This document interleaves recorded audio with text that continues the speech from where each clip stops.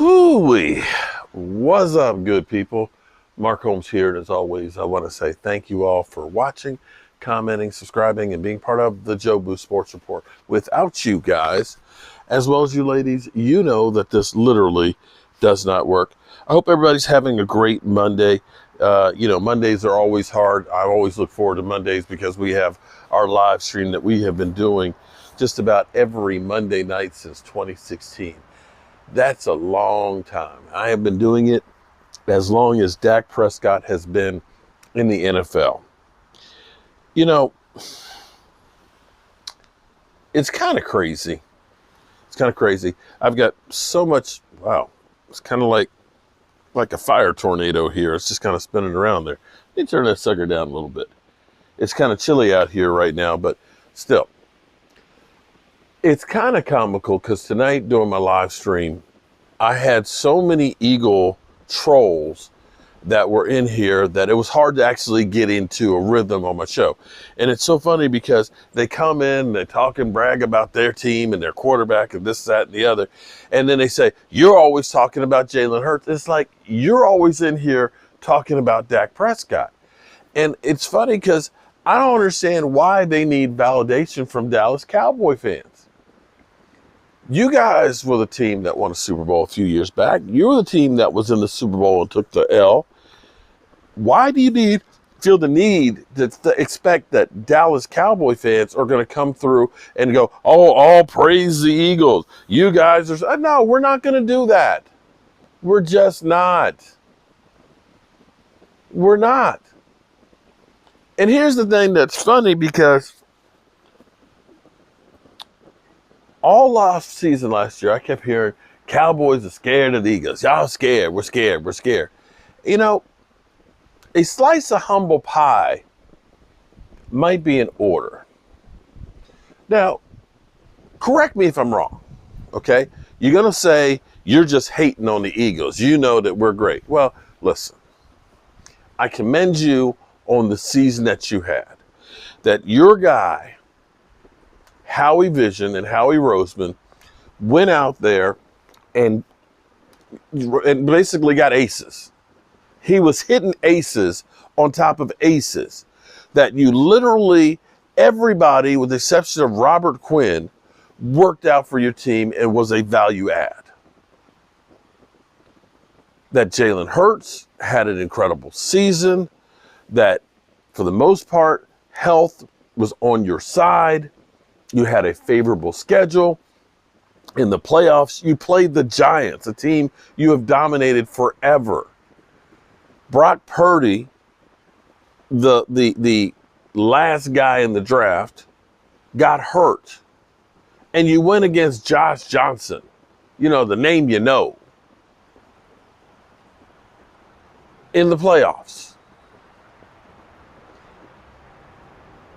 It's funny because I'm sitting here listening to Philadelphia who's talking about, oh, yeah, well, Dak Prescott, he put up 40 points against the backup quarterback. Well, guess what, Philadelphia? Here's what you got to understand. Dak wasn't playing against Gardner Minshew. It wasn't Gardner Minshew who was stopping Dak, and Dak was stopping Gardner Minshew. Because it's kind of funny that Gardner Minshew scored 34 points because I believe when you played against the Bears, I believe the team that had the number one draft pick with your guy, the starting quarterback, you only scored 24 points. And I believe he threw 2 interceptions to the Bad News Bears. So don't make it like that all of a sudden Jalen Hurts was going to score 45 points against the Cowboys. Don't, Philadelphia, don't. You're full of shit if you believe that. You're the same team that lucked out because the Colts didn't cover the middle. The Colts, with Jeff Saturday as the coach. You barely beat those jackasses. And beating Kirk Cousins on Monday Night Football, does that really count as a victory? That's expected. The Lions scored 35 on you. So come on now. Don't act like you were the 85 Bears and just rolled up and dominated everybody you played. You played some stiffs. Let's be real here. You played some bullshit teams in there. But guess what? This year, Eagles, you got the big boy schedule. You got the big boy schedule.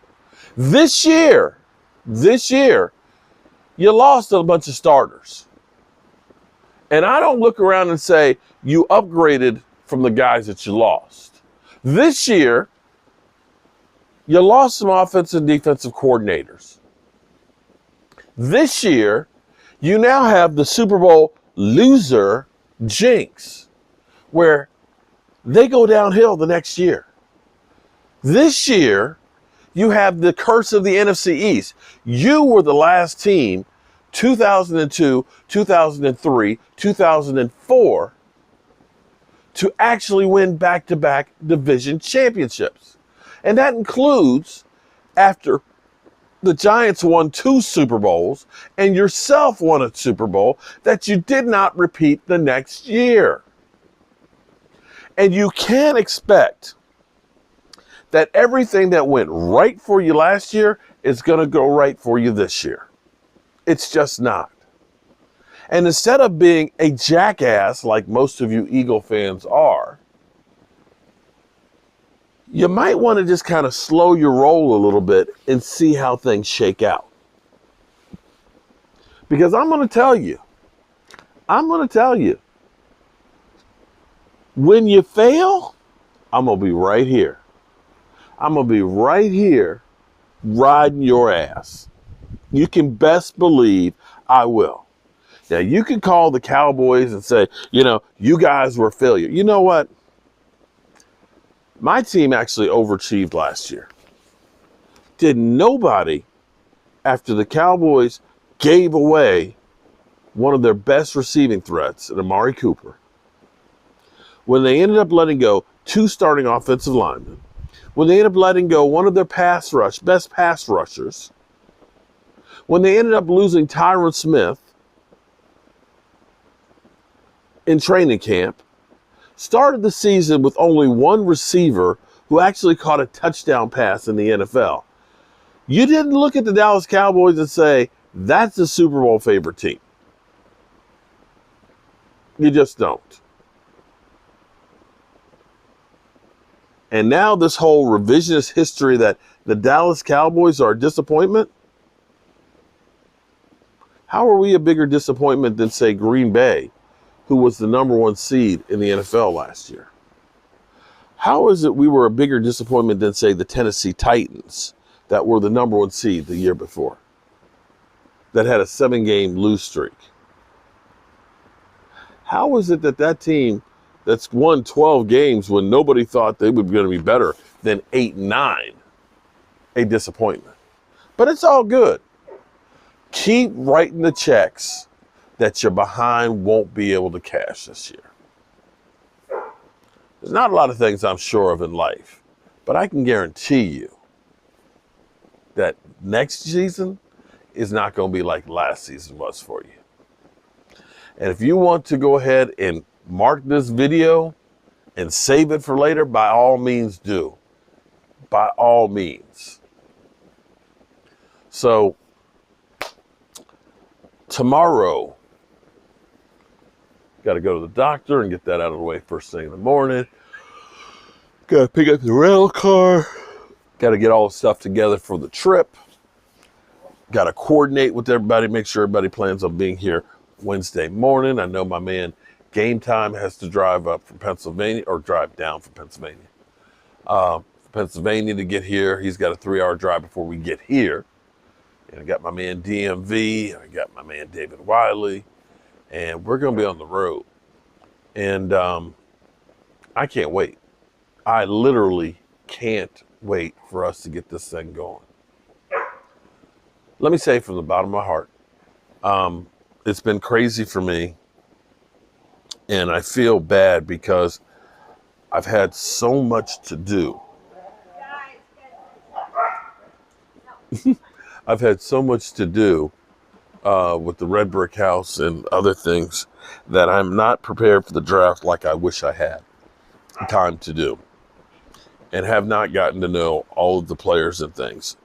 The good news is I've got a whole day with guys that have been busting their ass on it. My man DMV, he's got his top 100 list that's there. You can get a copy of it and all. Check out his channel, DMV, Dallas Cowboys, and check out my man Game Time Brian. He's got his choice players and everything else. And of course, check out Primetime Phil, who's going to be flying in. We're going to be having a ball together, bonding like men, like men. And I can't wait. As always, I appreciate each and every one of you guys. And I look forward to this trip.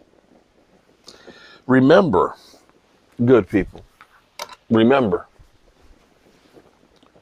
to always, always tell the people you love them. Because you might not get the chance again. And I love you guys. And God willing, I'll see you soon.